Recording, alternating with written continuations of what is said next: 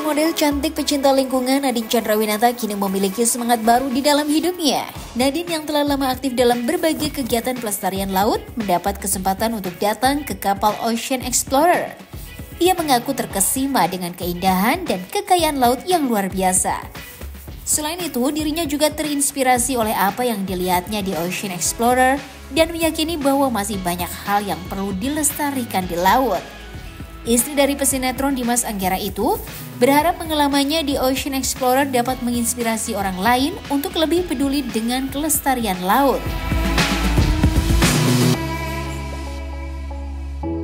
Chill di rumah, makanya mungkin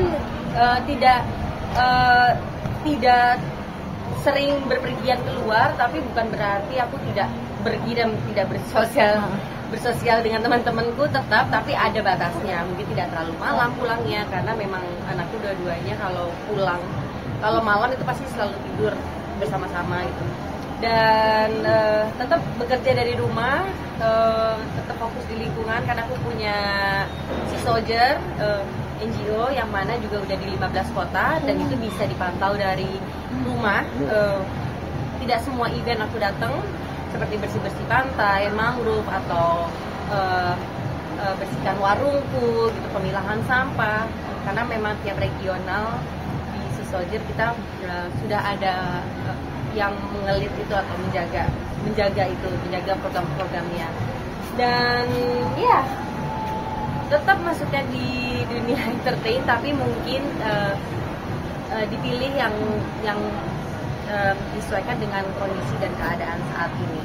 Karena kemarin sempat di Instagram jalan-jalan atau apa itu sama yang di kapal selam ya? Mengajarkan anak alam, mungkin sering mengajarkan anak tentang alam. Yang juga. mana nih? Yang kapal selam iya, atau yang mana hari ini? Iya, yang di Instagram Kak Nadine di story-nya itu kan sempat kayak lagi di kapal itu kan. Kok tahu? Kemarin datang ya? Boleh dong Kak Nadine sedikit cerita? Iya, kemarin dapat kesempatan ke kapal Ocean Explorer, itu kapal eksplorasi dan kapal yang fokus di penelitian. Jadi bisa dibayangkan lah ini seperti kayak laboratorium tapi terapung. Nah itu sangat bagus sekali untuk Indonesia untuk mengetahui rahasia di bawah laut itu apa sih, dan dengan adanya kapal Ocean Explorer ini yang mana aku bisa melihat si submarine ini, si kapal selam ini sendiri yang benar-benar kayak apa ya, kayak di film-film ya, bisa kedalaman sampai 6.000 itu tanpa penumpang. Kalau yang ada penumpangnya itu 1.000, yang ibaratnya kayak robot kayak di film, tapi aku bisa ngeliat sendiri gitu. Jadi aku lihat, wah ini keren banget ya, dengan teknologi yang canggih, dengan inovasi yang terdepan. Ini sangat berguna banget untuk Indonesia, yang mana kita bisa mengetahui apa yang dihadapi oleh Indonesia saat ini untuk keadaan lautnya gitu. Dan itu menjadi alasan paling tepat karena Indonesia bisa menyadari bahwa keanekaragaman hayatinya tinggi banget, dan itu ada salah satu alasan yang kuat kenapa kita harus menjaga laut. Itu di laut mana Kak? Betul. Dia menyusuri dari Padang, Jakarta, habis itu nanti ke Bali. Dari Padang itu terus sampai kedalaman 6.000-an terus menyusuri. Jadi semua sampel, semua molekul, semua partikel-partikel plankton itu bisa terdeteksi oleh kapal Ocean X ini. Dan DNA dari si creatures itu, si terumbu karangnya, si ikan-ikannya, si plankton-planktonnya itu bisa terdeteksi semua. Segitu canggihnya gitu. Dan yang paling menarik adalah pada saat kita masuk ke dalam, lightingnya bagus banget ya gitu. Kayak semua dipikirin gitu. Ternyata James Cameron itu sudah memikirkan itu juga, dan ada keterlibatan bisa naruh kamera di atas, lightingnya seperti apa. Jadi benar-benar kayak masuk tuh kayak lagi syuting film nih gitu. Benar-benar menarik banget berada di dalam situ, dan menjadi pengalaman pribadi yang luar biasa ya, karena ya tidak sembarang orang bisa masuk ke sana, dan aku menjadi salah satu yang undang. Amin banget. Jadi itu menjadi jembatan untuk kasih tahu bahwa Indonesia dapat kesempatan emas untuk lebih mengenal dalamnya laut kita. Tapi di Instagram juga membagi momen video sederhana dengan momen yang luar biasa nih Kak, bersama anak, bikin kue juga nih Kak. Seperti apa nih Kak? Ya, ada yang aku bagi dengan momen-momen bersama anak, ada yang mungkin untuk pribadi, karena tetap memang namanya privacy tetap harus ada batasnya ya gitu. Dan memang kalau yang kita berbagi itu kita sebenarnya ingin mengajak bahwa ajaklah anak-anak ke alam, karena itu guru terbaik. Biarlah dia kotor-kotoran, biarlah dia berkeringat, biarlah dia mencari tahu atau mungkin jatuh, kenapa harus jatuh, mencari tahu dengan apa yang dia hadapi gitu. Jadi aku ada beberapa momen yang aku share, ada yang aku simpan untuk diriku sendiri. Jadi aku sebisa mungkin mencetak foto itu dan aku masukin foto album, karena kalau cuma di foto di handphone doang hilang, momen itu nggak akan dilihat lagi gitu. Jadi sebisa mungkin aku cetak ya. Tapi tipe orang tua yang protektif juga nggak sama anak kalau misalkan jatuh atau kotor kemarin juga, atau dibiarin aja dia mengenal alam, mengeksplor? Kayaknya semua ibu akan menjaga anaknya dengan baik deh, apapun itu gitu. Tapi kalau untuk dia kotor-kotoran biarin aja lah, nanti juga bisa dibersihin, terus habis itu mandi. Biarin aja selama menurutku masih dia ngelakuin hal yang wajar gitu, kayak jatuh terus kita lihat reaksinya, jatuhnya masih aman gitu, bukan jatuh kena ke gulung-gulung terus kena kepala gitu ya. Kalau itu kita harus concern, kita harus langsung ambil gerak cepat ya. Tapi kalau masih jatuh, keserempet atau bukan keserempet sih, kayak lecet doang gitu, menurutku sih masih hal yang wajar, biar dia tahu bahwa jatuh itu sakit dan artinya dia harus lebih berhati-hati. Kalau Kak Dimas sendiri mungkin gimana sih, lebih dekat sama siapa? Dua-duanya dekat, nggak ada masalah. Dimas punya gayanya sendiri, aku punya gaya sendiri. Ya menyenangkan lah, sesuatu yang baru. Kita orang tua baru berdua dengan 2 anak, dua-duanya perempuan, dan kita melihat bahwa 2 anak ini udah mulai bisa berkomunikasi, walaupun yang paling kecil masih 9 bulan ya, tapi kayak mereka udah berdua punya cekikikan sendiri aja gitu. Kayak bestie banget gitu. Jadi yang paling ganteng nih Kak Dimas nih di rumah. Iya, betul. Mau nambah lagi Kak? Udah. Selebihnya nanti tunggu mungkin ada kegiatan sama anak, mungkin nanti di acara apa, karena baru-baru ini aja baru bisa sedikit keluar, karena udah mulai anak udah mulai besar dikit, walaupun nggak bisa seharian juga di sini. Tapi full jaga bareng Kak Dimas atau ada neninya sih Kak Nadia? Aku ada asisten rumah tangga yang membantu, tapi tetap aku titipin ke orang tua.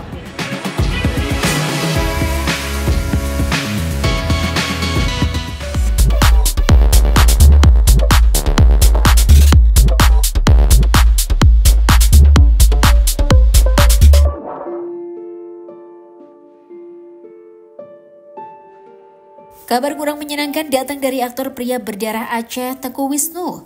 Pasalnya, beberapa waktu lalu sang ibunda jatuh sakit karena penyakit gula dan darah tinggi. Kabar ini membuat Teuku Wisnu dibanjiri dukungan dari warganet. Ia mengungkapkan bahwa merawat ibunya merupakan bentuk bakti kepada orang tuanya. Kendati demikian, kabar baiknya saat ini sang ibunda sudah keluar dari rumah sakit dan kondisinya semakin membaik. Di tengah situasi tersebut, Teuku Wisnu juga memberikan tanggapan mengenai pernikahannya. Ia mengaku lebih memilih untuk tetap tinggal bersama orang tuanya setelah menikah. Keputusan ini mendapat dukungan penuh dari sang istri Shiren Sungkar. Dirinya merasa lebih dekat dengan keluarga Teuku Wisnu. Lantas bagaimana cara Teuku Wisnu membagi waktu antara orang tua dan istrinya? Mungkin perkembangan kesehatan alhamdulillah udah keluar dari rumah sakit dari ibu ya. Sempat pernah masuk rumah sakit 2 kali dan sekarang sudah di rumah sekarang. Waktu itu karena gulanya terlalu tinggi, terus sempat sesak juga nafas gitu. Ya alhamdulillah sekarang sudah mulai makin membaik. Berarti berapa hari di rumah sakit? Sakit 3 hari dulu, habis itu keluar sempat ngedrop lagi. Nah waktu yang kedua itu sekitar 5 atau 6 hari. Hampir semingguan Mungkin ya, hampir segitu ya. Di sosial media kan banyak juga mas dukungan atau doa dari para netizen gitu, dan juga pada mengapresiasi Mas Wisnu juga sebagai anak gitu yang masih merawat ibunya gitu. Seperti apa sih Mas Wisnu sendiri merawat sang ibu gitu di sebenarnya bukan sesuatu yang luar biasa kalau menurut saya ya, karena itu kan kewajiban seorang anak ya pada seorang ibu. Jadi hal yang biasa aja sebenarnya, karena banyak banget orang-orang yang lakuin itu juga sih. Jadi kewajiban ya seharusnya memang kita lakukan gitu. Jadi ya apa yang kita lakukan. Ya harapannya mudah-mudahan itu bentuk bakti kita kepada Allah, bentuk bakti kita kepada orang tua gitu. Dan mudah-mudahan ini dinilai sama Allah gitu. Ya sebuah kewajiban aja sih untuk merawat orang tua. Kalau Mas Yudi sendiri treatnya seperti apa sih Mas untuk merawat ibu apalagi dalam kondisi itu seperti kemarin gitu? Ya memang ada beberapa orang kalau makin tua yang setahu saya ya semakin jadi kayak anak kecil kan. Jadi ya kita harus tahu, harus pahami ibu mungkin lagi kondisinya nggak mau kayak gini, nggak mau kayak gitu tuh kita harus pahami. Jadi kadang-kadang kita harus ngikutin flow-nya orang tua juga gitu. Terkadang pengen makan ini, pengen makan itu, tapi udah konsultasi sama dokter, oh diperbolehkan kalau misalnya makan yang ini ya, tapi tidak boleh berlebihan. Yang penting ibu tuh dibuat happy lah. Asal yang penting tidak berlebihan makan sesuatu. Sekarang masih berobat jalan sendiri Mas atau gimana? Ya enggak sih, di rumah aja sebenarnya. Di rumah, cuman kalau kontrol ke dokter kan rutin memang.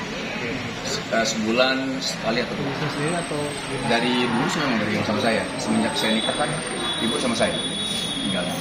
Berarti nggak sulit gitu Mas membagi waktu antara keluarga dengan mengurus ibu sendiri gitu. Biasanya kan kalau rumahnya berbeda gitu agak sulit mengatur waktunya atau intinya sih menghormati segala metode ya. Ada kan memang ada beberapa anak yang kalau sudah menikah dia memilih untuk tidak bersama orang tuanya. Itu memang nggak apa-apa juga. Memang ini pilihan aja sih mau opsi yang seperti ini atau opsi seperti ini. Nah kalau yang saya memang opsinya memilih untuk orang tua tinggal sama saya. Karena waktu itu kan ketika saya rantau lah ya dari Aceh ke Jakarta kan saya jauh dari ibu sama bapak.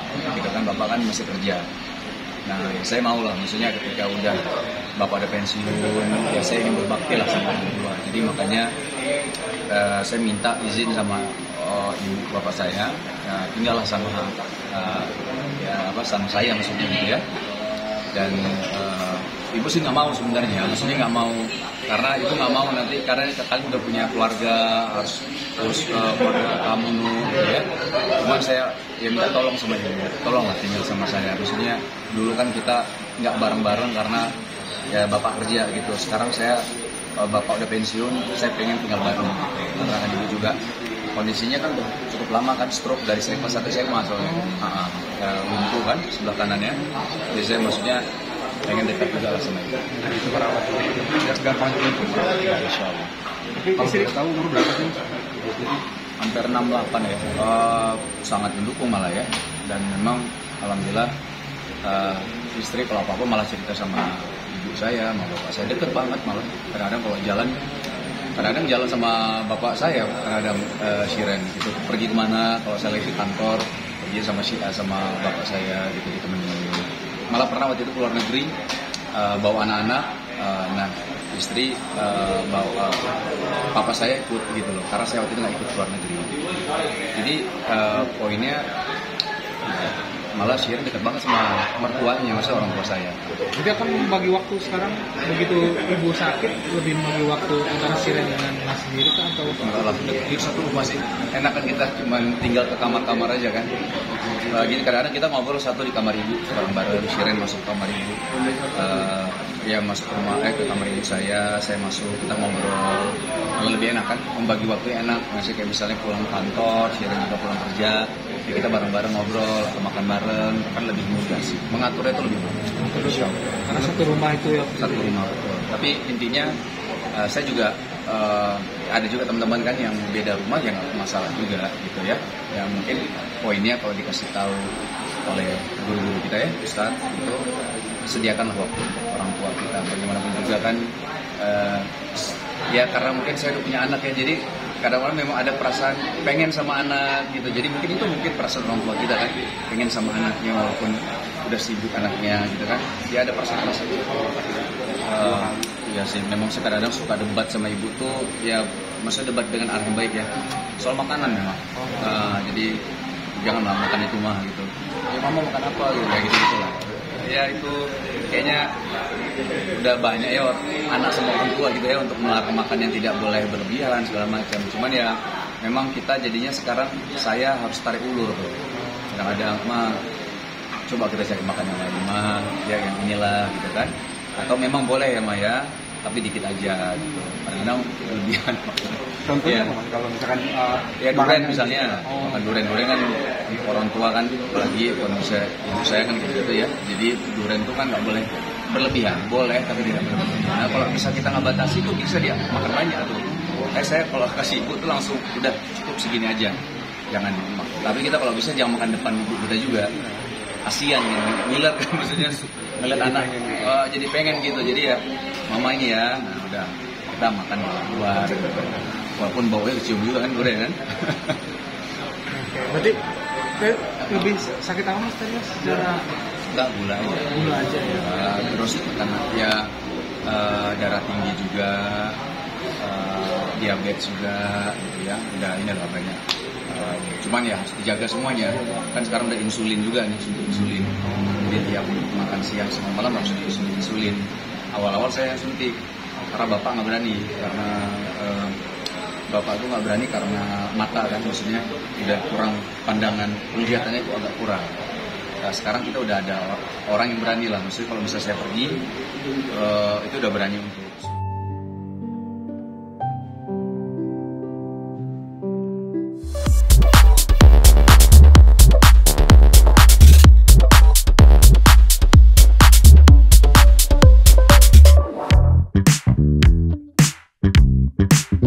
Menggunakan barang antik peninggalan mendiang ayahnya yang ada sejak tahun 80-an, Kevin Julio merasa senang karena dirinya bisa terus mengenang ayahandanya itu. Menurutnya, dengan adanya barang-barang mendiang ayahnya yang kerap ia gunakan dalam kehidupan sehari-hari, dirinya menjadi lebih memaknai benda-benda tersebut.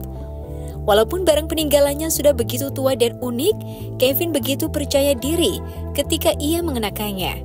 Contohnya saja seperti ikat pinggang berbentuk mobil yang ia gunakan pada saat menghadiri salah satu acara. Penampilannya yang begitu simpel, namun memiliki daya tarik tersendiri karena ikat pinggang yang ia kenakan. Tak hanya itu, Kevin Julio juga mengatakan bahwa selain ikat pinggang yang unik, ia juga kerap menggunakan jaket kulit mendiang ayahnya. Kendati demikian, walau terlihat unik dan antik, Kevin juga harus tetap menjaga dan merawat semua barang-barang mendiang ayahnya itu. Lantas apakah ada kesulitan dalam merawat barang-barang tersebut?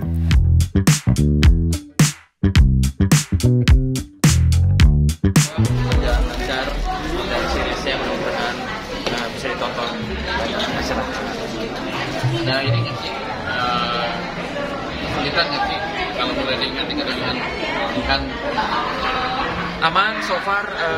Jihan seru untuk diajak diskusi, itu juga ada teman-teman yang lain gitu, karena kita awal siapa kan ada reading dan segala macam dulu kan gitu, jadi seru awalnya.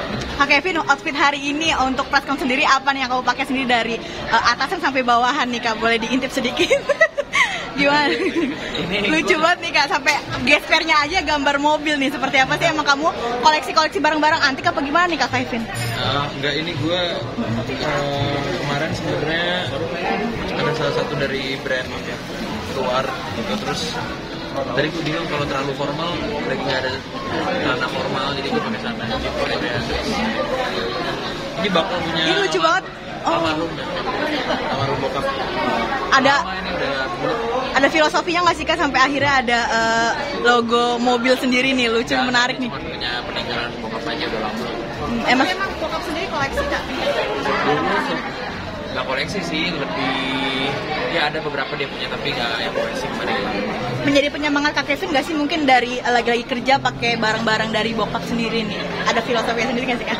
Ya lumayan lah, lebih kepada apa ya, seneng aja sih pakai barang yang almarhum pakai. Ini kan kulit juga ya, jadi kayak terima kasih, emang ngeliatin dari lucu. Lucu Kak, coba liatin Kak. Tapi ini udah agak rusak ininya kulitnya ya. Cuman jadi vintage kan, apa-apa. Kak, tapi kulit sendiri pernah di ini nggak sih? Maksudnya pernah diganti gitu nggak sih? Waktu itu ini sempat pindah rumah, sempat hilang, terus habis itu akhirnya ketemu lagi. Jadi belum seperti ini. Udah berapa lama kira-kira tuh? Nggak tahu, udah lama banget. dulu kan rumah sempat kebanjiran. Kayak berasa ada bokap nggak sih Kak? Mungkin pakai barang-barang peninggalan bokap sendiri. Ya itu yang tadi aja sih yang aku bilang tadi, paling senang aja kalau misalnya emang pakai barang-barang dari anak. Apalagi kangen mungkin Kak atau gitu. Enggak, aku sering pakai ini kok. Emang udah beberapa tahun belakangan ini aku sering pakai barang-barang dia. Harganya sendiri Kak mungkin tahu nggak sih? Aduh, nggak tahu deh, udah lama banget ini barang. Selain gesper apa Saya aja? ikat pinggang sendiri Kak, mungkin ada gitu Yang lain apa? namanya barang-barang dari almarhum Bapak yang sering banget ya dipakai pakai ikatin sendiri. Apa ya? So far sih ikat pinggang yang lupa aku. Jas Apa mungkin, ya, jaket. jaket kulit mungkin ya, nggak tahu deh. Kayak jaket kulit sih ada juga. Sepatu ada yang pas. Enggak, beda. Gue 45, beliau 43. Emang bokap sendiri koleksi ikat pinggang yang vintage seperti apa sih Ada Kak? beberapa doang sih. Bukan kolektor banget. Itu dari tahun berapa tuh Kak? 80-an mungkin? Iya, udah lama. Zaman-zamannya bokap ya pakai baju kayak gitulah tahun 80-an, 80-an gitu. Gaul banget, gaul.